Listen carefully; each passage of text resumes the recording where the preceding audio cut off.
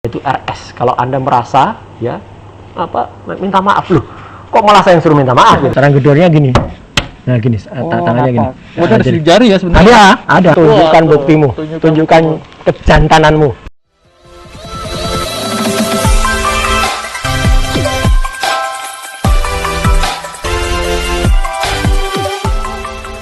Balik lagi nih, Emosi Jurnalis sudah Bang Imo udah di depan rumahnya soal public figure yang lagi ada masalah soal penyerempetan mobil. Kalau nggak salah itu mobil ya Roy Suryo ya. Kita coba mau nanya soal penyerempetan tuh kayak seperti apa sih kronologisnya sebenarnya gitu. Kita coba tanya-tanya yuk, kita masuk aja yuk. Assalamualaikum. Ini rumahnya Mas Roy bukan? Mas Roy mana ya?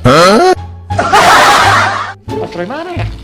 Mas Roy yang itu dulu katanya bekas menteri. Mas Roy Suryo, kalau Suryo bener kan? Iya. Wah bener. Berarti nggak salah.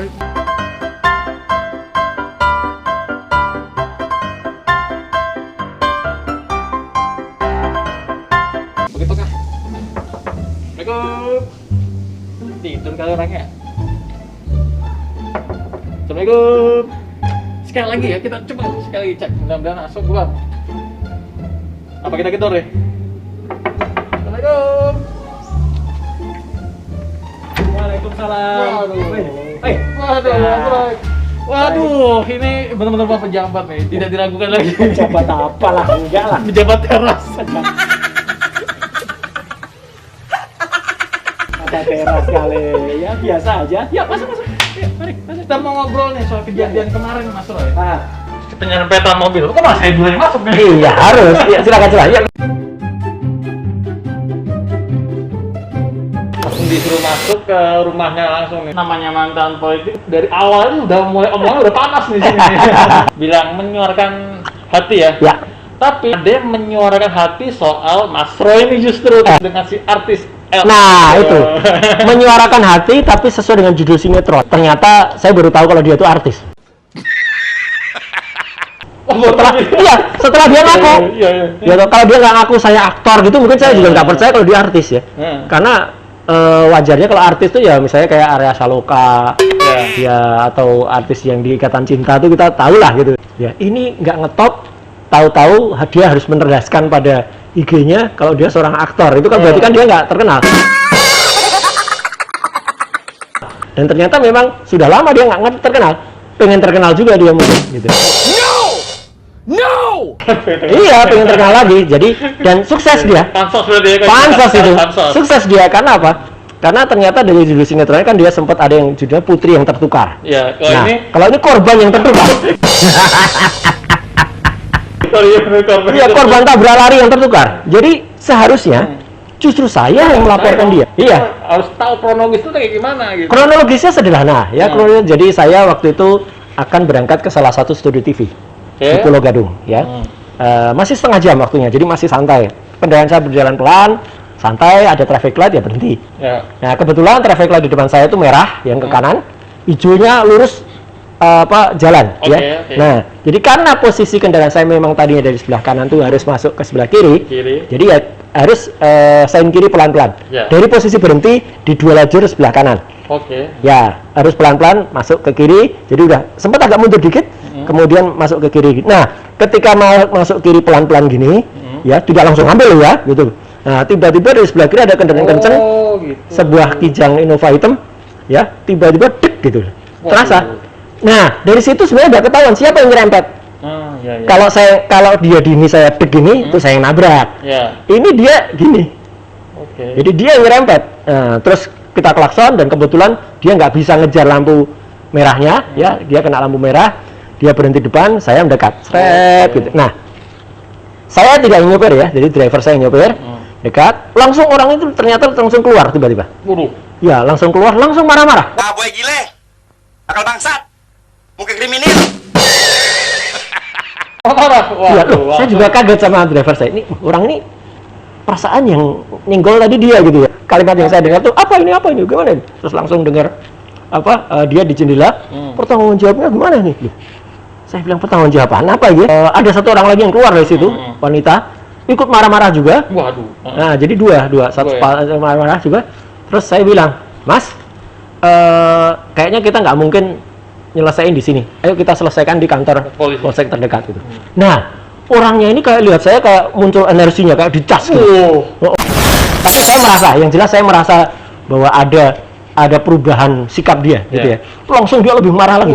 Nggak bisa, selesaikan di sini. Saya bilang, Mas, saya terus terang aja. Saya mau siaran jam 7 live di saya sebut studio TV-nya di depan di Pulau Gadung. Ya gitu, dan saya nggak mau ribut di tengah jalan. Kalau Mas nggak mau ke pos polisi dekat, saya tunggu di halaman itu. Saya tunggu di sana, kita selesaikan di sana. Nggak bisa, ini. Waduh, saya bilang pada driver, deh, jalan aja deh. Gitu, karena orang ini nggak istilahnya bagi saya nggak mau diatur ini orang ini gitu. Nah, begitu saya jalan, justru ya sekali lagi, justru malah jendela mobil saya itu yang dipukul sama dia. Waduh, digebrak. Ya digebrak. Untung dia mukulnya nggak pakai. Pecah. Sayangnya nggak. Oh enggak. Saya bilang sayangnya. Ya, karena kalau iya, udah jadi bukti. Oh iya. Dia bisa masuk gitu pidana umum. Sayangnya nggak pecah. Bapak saya jalan sampai terdekat depan, kita tunggu. Saya bilang pada driver, tunggu sampai mobilnya ada. Kelihatan nggak Den gitu. Akhirnya orangnya datang kelihatan surat gitu. Nah, udah sambil dia ngelakson juga Didin. Orang ini aneh kok malah ngelakson lagi gitu.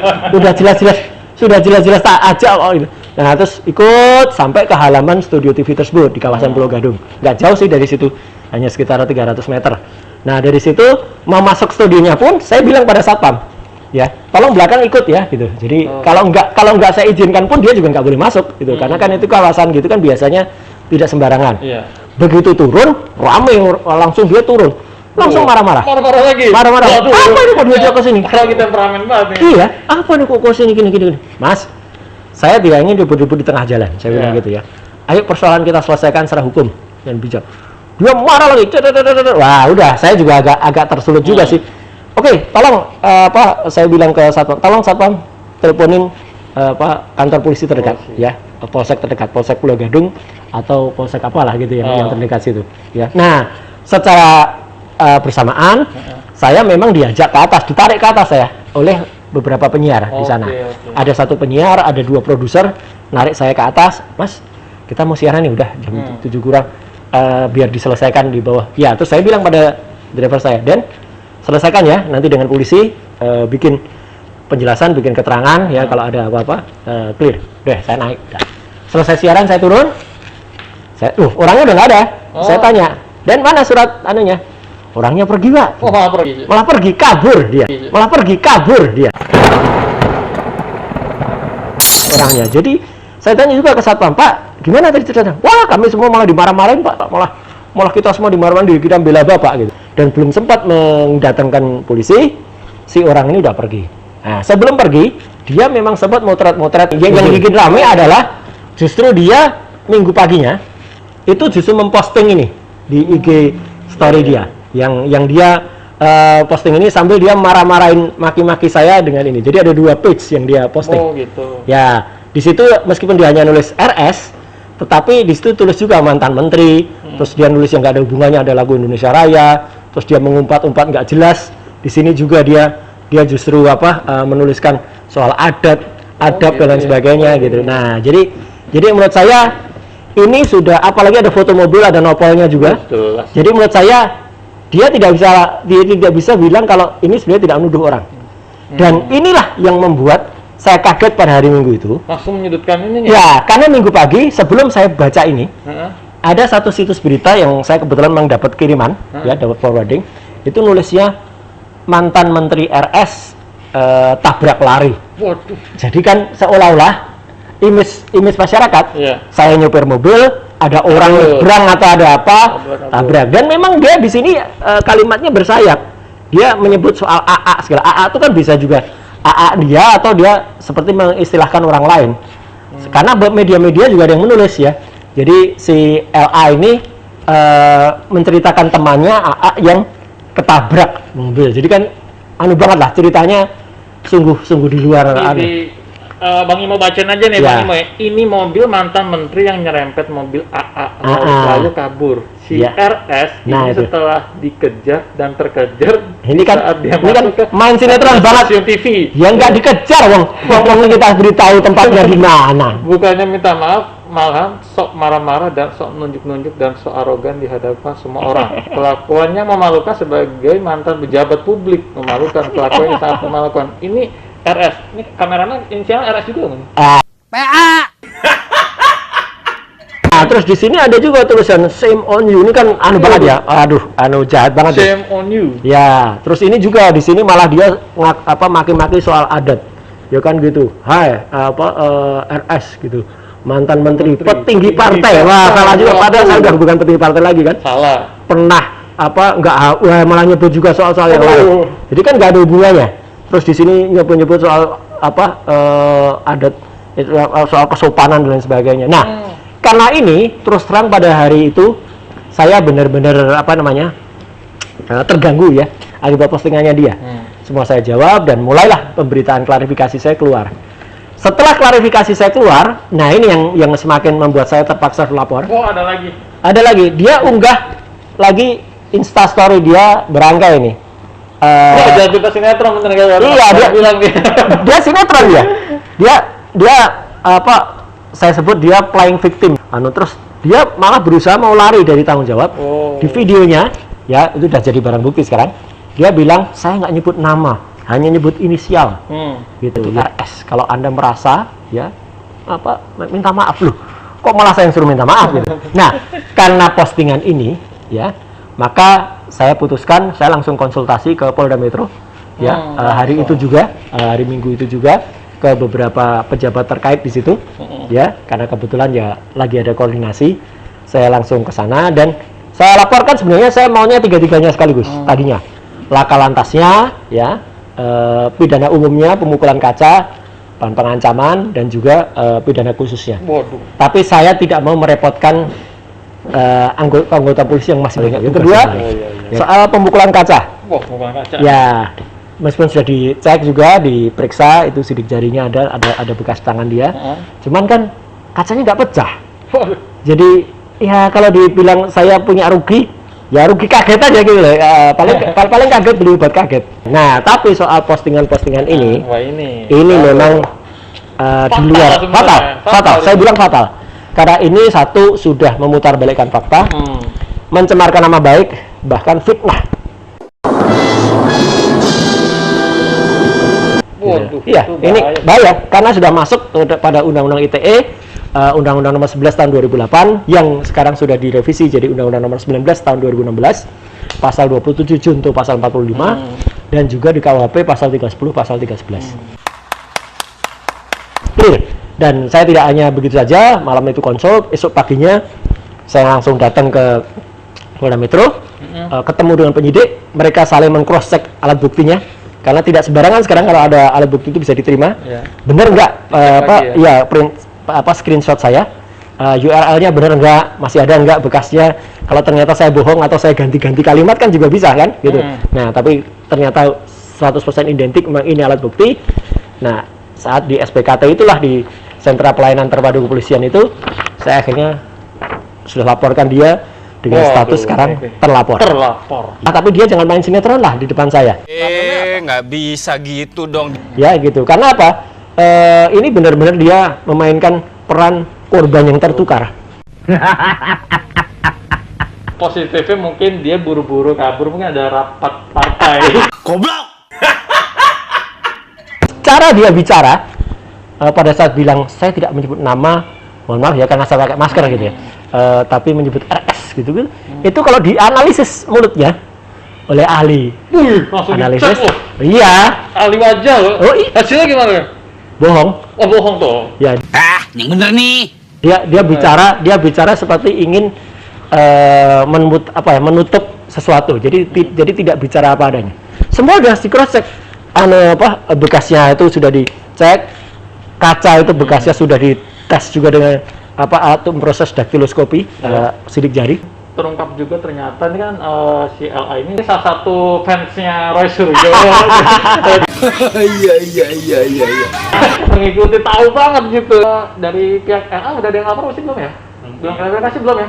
Wah, kita perlu coba tuh. Itu sampai dengan sekarang teman-teman media bahkan tanya ke saya, Mas, tahu nggak sih kontaknya atau ada yang lain nggak? Saya dikasih kontaknya dia.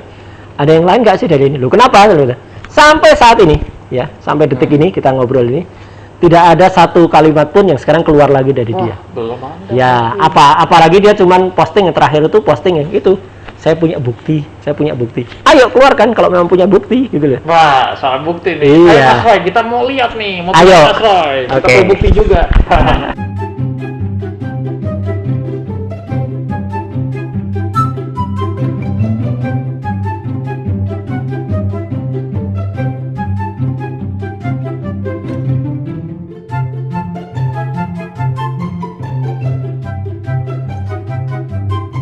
Nah, itu. Ya. Cuma ini nih. Lah ini belum diapa-apain Oh. dari hari kejadian, belum dipoles, belum dikit, belum diapa-apain. Ini sama ini. Dan ini posisinya adalah ketika mobil ini mau keluar ke kiri gini, ya, terus dari sebelah kiri dia gesek di seret, terserempet. Biasa sih emang orang Indonesia tuh kalau udah lampu kuning tuh bukannya mulai berhenti tapi Malah kencang. kencang Iya. gitu. Dan sebenarnya kalau dilihat, makanya kalau ini mau diproses sebagai sebuah kejadian lalu lintas, ya kasihan polisinya juga sih, gitu. Pasti juga bisa diproses, cuman ya apalah artinya ini, gitu loh, untuk Padahal masih banyak kasus kakak yang lain. benar untuk kasus-kasus lain yang jauh lebih gede. Nah, yang katanya yang digedar yang mana nih? Yang digedar kaca sebelah kanan sini. Kalau ini sih kebetulan sudah kena hujan ya, jadi sudah nggak nampak lagi. Sudah nggak ada sih bekasnya. Sebelah sini. Ya, cara gedornya gini. Nah, gini, tangannya gini. Oh, ada sidik jari ya sebenarnya. Ada. Kan sempat diambil juga. Oh, gitu Ya, sempat kita periksa juga.